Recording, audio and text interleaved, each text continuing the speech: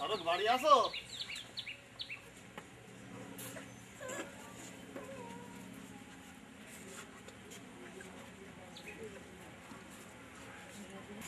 তা তুমি জাল দড়ি গুছাচ্ছ, মাছ ধরতে যাবা না নাকি? না তোমার নাম নেই? না মাতুব্বর, বলুন নাও তো আমার কোনো দিনই ছিল না। ও মাহাজনী নাও নিয়ে মাছ ধরার পোষায় না করতে হবে। মাহাজনী ভাগ দিয়ে নিজের রোজগারই থাকে না।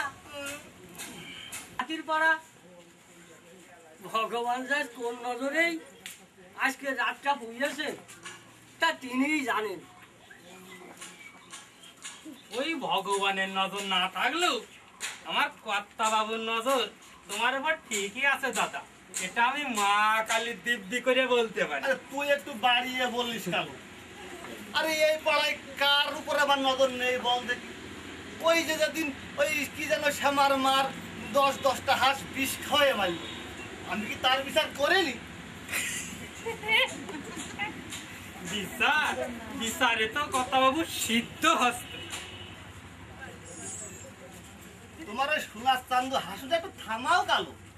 হ্যাঁ কাতারও যে কথা বলছিলাম, তা তোমার সংসার এখন কিভাবে চলছে বলো তো? আর সংসার গরিবের আবার সংসার আছে না কে বাবু? সংসার তো সংসার হয়ে গেছে। এই মাহাজুরি নাও এখন আর নেই নে বাবা। বাড়ি যন্ত্রপাতি বুনি আর কিছু এই চাল দড়ি টড়ি আছে, তাই দিয়ে কোনো রকম ওই চুনো পুটি টুটি ধরে বিক্রি করে তাই সংসার চালায়।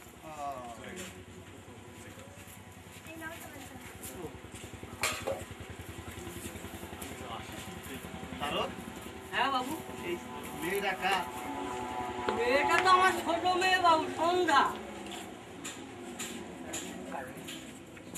আহ, তোমার মেয়েটা তো বেশ ডাগর ডুগর হয়েছে। তাই তো দেখছি। তা তারও পড়াশোনা করাচ্ছ না? আগে না করতে হবে, পেটের ভাতি দুটাতে পারি না, তার মেয়ের আবার লেখাপড়া শিখাবো কি করে বলেন তো? কেন ওই সরকার যে বিনে পয়সায় পড়াচ্ছে? পড়াচ্ছে, বই দিচ্ছে, তো মাস 2 মাস বিছানায় শয্যাশায়ী হয়ে পড়ে আছে বাবু। ওষুধপত্র জুটাতে পারি না। ওই রত্তিখানি মেয়ে যদি দুবেলা দুমুঠো রান্না করে না দিত, তাহলে আমরাই তো না খেয়ে মরে যেতাম। আহা হা হা হা, তারও এই সময় যদি তোমার আমি একটু সাহায্য করতে পারতাম তাহলে নিজেরা খুব ধন্য মনে করতাম। কেন কেন কর্তা বাবু, আপনার তো অঢেল টাকা পয়সা, তাই আপনি তারে কিছু দিয়ে সাহায্য করতে পারেন। আরে বেটা বোঝে না, টাকা পয়সায় কি দুনিয়ায় সব নাকি? তো এই কর্তা বাবু আপনি কিভাবে সাহায্য করবেন? আরে আমি সেটাই তো ভাবছি। কর্তা বাবু আমি একটা বলি। হ্যাঁ বল। বলি কি, একটা কাজের লোক লাগুক। হ্যাঁ, নিজে জিনিস তো 3 বেলা খাওয়া জোটে না, তারপর কাজের লোক কি করে রাখবো বাবু? আরে দেখ, পয়সা দেবে তো আমার কর্তা বাবু। তার আর দরকার নেই,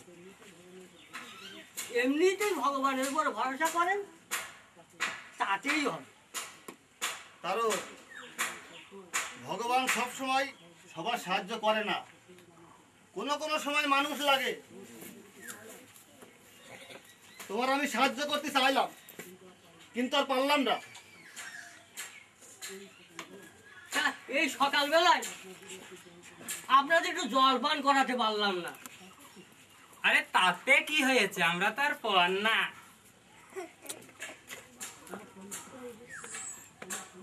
আমার সন্ধ্যা, বাবুদের একটু প্রণাম কর, একটু প্রণাম কর। থাক থাক থাক। তোমার নামটা ভারী সুন্দর। আহা, চারিদিকে আধার ঘনিয়ে আসবে, পাখিগুলো তাদের বাসা ধরবে, কোলাহল পৃথিবীতে শান্তি ফিরে পাবে, সন্ধ্যায় তারা উঠবে। তুই তো কবি হয়ে গেলি দেখছি। হয়নি হয়নি, তবে হব হব করছি। তা বেশ, তুই আমার সভা কবি হইস। তবে সভা কবে হবে? মরদ বুঝলে না, আর জন্মে ঘাটের মরা বোঝে কম কয় বেশি।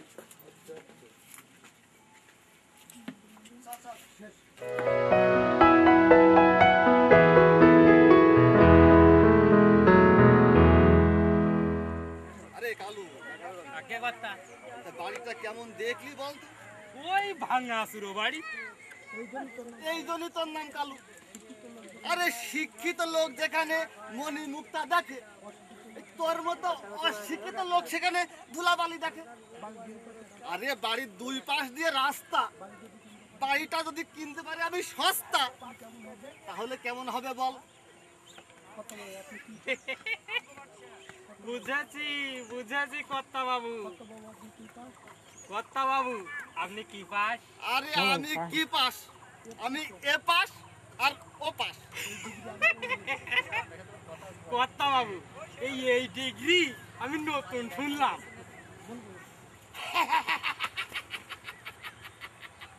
ওরে বুড়ো ভাব, তোর নেই কি কোনো কাম? বয়সটা তোর কম হলো না, করিস তো কাম। ওরে বুড়ো ভাব। বাবা মনু, বাবা মনু, বাবা মনু, তুই আমার পাশে লাগিস কেন বাবা?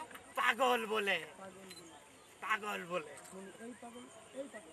এই পাগল ওই রাস্তায় রাস্তায় পাগলামি করবি তোর এখানে কি? এটা কি বাড়ি? এটা কি বাড়ি? ওরে বুড়ো ভাব, তোর নেই কি কোনো কাম? ওরে বুড়ো ভাব।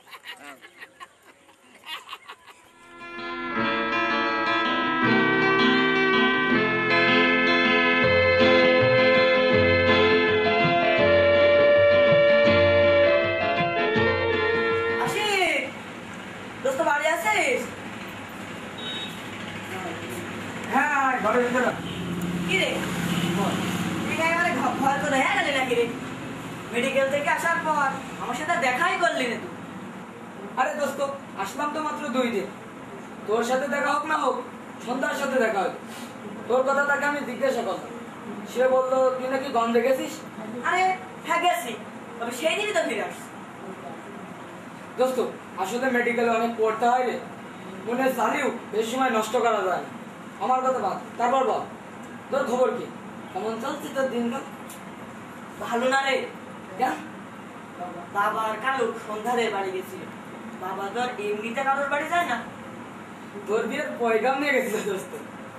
একেতে বাসিনে নাম সন্দেহ জ্বালায়, নফর বলে আমার বউ পিটেছে। দোস্ত তুই আর রহস্য করিস, ব্যাপারটা একটু সিরিয়াস। তুই ছাড়া আমার কেউ নেই রে দোস্ত, বুঝিস তো? আরে বুঝি বুঝি, না হলে কি করবি বল?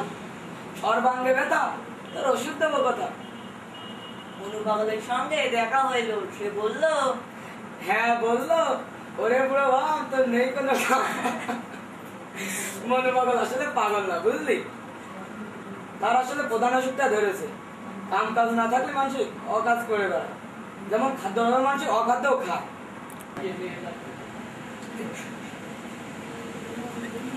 তোমরা 2 বন্ধু আবার কিসের খাওয়া দাওয়ার গল্প করছিলে? না বাবা, খাওয়া দাওয়ার কথা নয়, বলছি মানুষের খাদ্যের অভাবে অখাদ্যও খায়। ওই বলছিলাম যে সমীরের বাবার কাজ কাম নেই কোনো, তাই। কেন, সে তো দেশের অকাজ করে বেড়ায়। আজকে সে খুব সকালবেলা সন্ধ্যাদের বাড়ি গেছিল। হ্যাঁ, যার যেখানে ঘা তার সেখানে ব্যথা। তো তোমার কি বাবা? সে তো তোমারই বাবা, তুমি তোমার বাবাকে বোঝাও। সে যদি সন্ধ্যাদের বাড়িতে যাই তাহলে তো তোমারই জন্য ভালো। আগের থেকেই সম্পর্কটা এসে গেল। আঙ্কেল যে কি বলেন, চুলটা তার বাতাসে ফাঁকি দেবো বাবা। একটু রেখে দিতে বলো বাবা, আমার বন্ধুদের লজ্জা পাচ্ছে। যুগ পাল্টাচ্ছে না। শোনো, পরিবেশ যাই হোক না কেন, আমরা তো সবাই গ্রামে আছি। শোনো, তোমার বাবা একটু অর্থনীতি, সে অর্থের জন্য যে কোনো পরিস্থিতি একটু ঘোলাটে করে, তারপরে খোলা জলে মাছ শিকার করে। তোমরা এই দিকটা একটু লক্ষ্য রেখো। আমার আবার কাজ আছে, তোমরা গল্প করো, আমি আসি। দোস্ত তুই পড়াশোনা কর, আমি তাহলে বাড়ি যাই। দাদা তোমার তোমার কাজ তো শেষ। দোস্ত কাজ আর শেষ হলো কই, কেবল তো আরম্ভ হলো। তা বেশ দোস্ত, তাহলে বিকালে আবার দেখা হবে। ঠিক আছে দোস্ত, চলে গেলাম।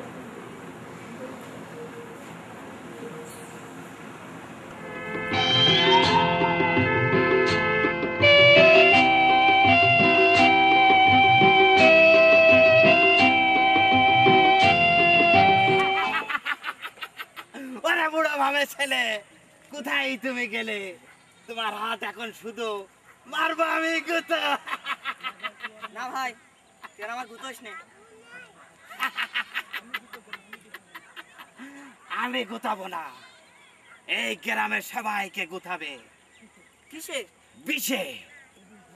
ও বিষ ধরে রে, ও বিষ ধরে, ধরে তোরে কষে। যেদিন ধরবে, যেদিন বুঝবি, সেদিন থাকবি তুই বসে। ও বিষ ধরে রে, ও বিষ ধরে।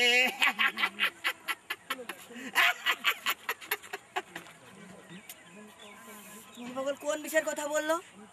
তাহলে কি আমি পাগল হয়ে যাবো? তাই যেন হই, তাই যেন হই, তবেই ভালো হবে, তবেই ভালো হবে। এই হ্যাঁ দাদা, তোর আবার এই বেশ কেন রে? তুই সত্যি বুঝে শুনেছিস? তোর আজকাল না ঠিক আছে? আমার বয়সটা কম হয়নি বাবা, ধর্মকর্ম কিছু করতে হবে না? এই তোর কোন ধর্ম আগে রে? কোন ধর্ম আগে? তোর মা অসুস্থ, বুড়ো বাপ সারা দিন খাটনি খাটে তোদের পেটের ভাত জোগাড় করতে। তোর মার ওষুধ জোগাড় করতে পারে না, সেদিক খেয়াল আছে? ধর্মকর্ম না করলে দেবতারা অসন্তুষ্ট হবে না বাবা? আমরা মর্তবাসী, আমাদের জন্ম মৃত্যু জরা ব্যাধি নিয়েই তো আমরা বাঁচি। আর দেবতারা, দেবতারা স্বর্গে আরাম এসে বসবাস করে। আর আমাদের ভিতরে যত রোগ ব্যাধির মধ্যে আমরা বসবাস করতে হয়। আরাম বিয়ারাম নিয়েই তো মানুষ বাবা। তোর মা বিছানায় পড়ে আছে, আবার একটা উটকো অসুখ দেখা দিয়েছে সন্ধ্যা। কেন, সন্ধ্যার আবার কি হলো? তা তুই জানবি কি করে? তুই তাকে সন্ন্যাস হয়েছিস, সংসার ধর্ম তোর আর লাগে না। কোনো খোঁজ খবর সংসারে রাখবে কি করে? সন্ধ্যা কই বাবা? দেখ কোথায় গেল। সন্ধ্যা তোর কি হয়েছে রে? কিছু হয়নি তো দাদা, আমার হাতে পায়ে নিচে কেমন যেন কালো কালো দাগ দেখা গিয়েছে। কই দেখি। এই চৈত মাস, মাছ নেই, কাজ নেই, টাকা নেই, পয়সা নেই, খাবার নেই, নেই নেই নেই, আছে শুধু রোগ যন্ত্রণা। আমার এই যন্ত্রণা, আমার এই যন্ত্রণা আর ভালো লাগে না। আমার মরণ হয় না কেন? আমার মরণ হয় না কেন? বাবা তুমি এত ভাবছো কেন? বর্ষায় যখন তুমি মাছ পাবে, দাদা কাজে যাবে, তখনই না হয় ডাক্তার দেখানো যাবে। তাই কি আর হয় রে বোন, তাই কি আর হয়? বাবা যাস কোথায়? সন্ধ্যাকে নিয়ে তুই একটু হাজি ফকিরের কাছে নিয়ে যা। সালামি। হাজি ফকির তো শনি মঙ্গল বাজারে দেখে না বাবা। ফকিরের সালামি। শোন, সমীরের বাবার কাছ থেকে আমি 100 টাকা হাওলাত করেছিলাম। তুই তুই তাই নিয়ে আগামী কালই শনিবার বেরিয়ে পড়। ও কালু, আরে ও কালু, আগে কর্তা। আরে তুই কি ভাবছিস বলতো? আমার যে ফাঁদে মাছ বেঁধেছে, কি মাছ কর্তা বাবু? স্যাং, শোল নাকি গজার? আরে স্যাংও না গজাড়ও না। তবে কি শোল? ঠিকই বুঝাছিস তুই, ঠিক বুঝাছিস, শোল। একবার বোঝান তো কর্তা বাবু। আরে ওই যে তারকের মেয়ে সন্ধ্যার অসুখ হয়েছে, আচ্ছা কর্তা। ওর ওই ডাক্তার নাকি কবিরাজ দেখাবে, আমার কাছ থেকে 100 টাকা ধার নিয়েছে। ওই টাকা কি আর শোধ দিতে পারবে? হ্যাঁ, বুঝেছি বুঝেছি কর্তা, তাহলে ওই বাড়িটা এবার ঠিক বুঝেছিস। তোর মাথা তো বুদ্ধির সেন্টার খুলেছে রে।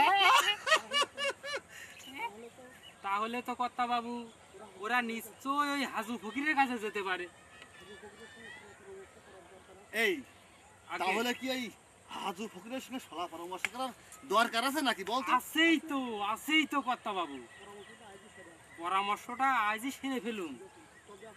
তবে তো আর এই সময় নষ্ট করা যাবে না, এখনই যাব। আগে চলেন।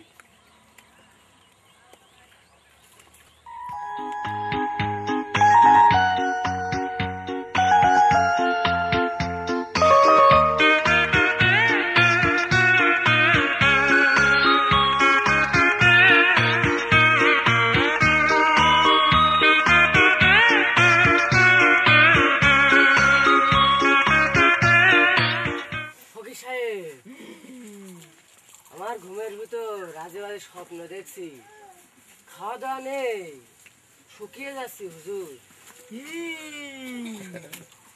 তোমার শুকনো ভূতা ধরেছে, তুমি এখন থেকে খাসির গোস্ত খাও, ভালো হয়ে যাবে। সেলামি 101 টাকা ওই কোটার ভিতরে রাখো, 3 মাস পর আবার আসবে, এটা রাখো, এখন যাও।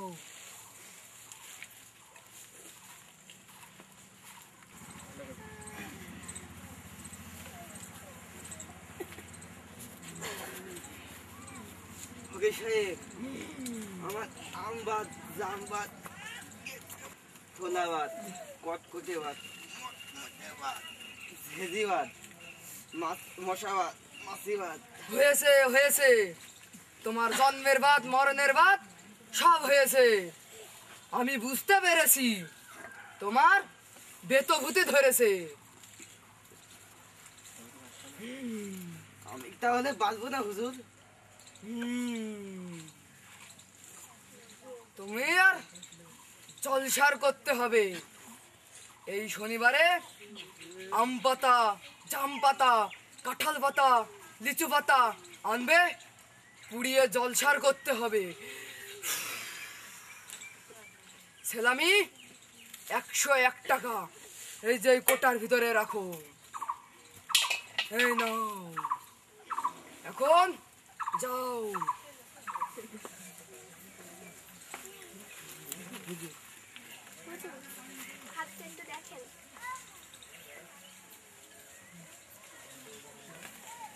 আমার হাতে যেন কারো কারো কি দাগ দেখা দিয়েছে, হাজার ঘষাঘষি করলেও এগুলো হচ্ছে না। তোমার সঙ্গে কেউ আসছে?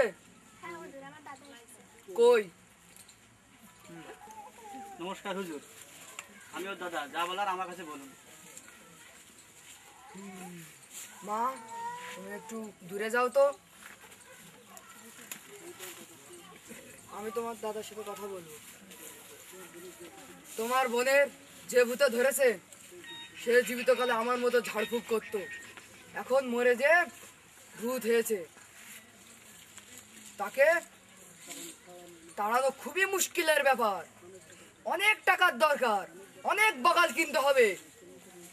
আজকের মতো ওই কোটার ভিতরে 101 টাকা রাখো। তোমাদের বাড়ি বন্ধ করতে হবে।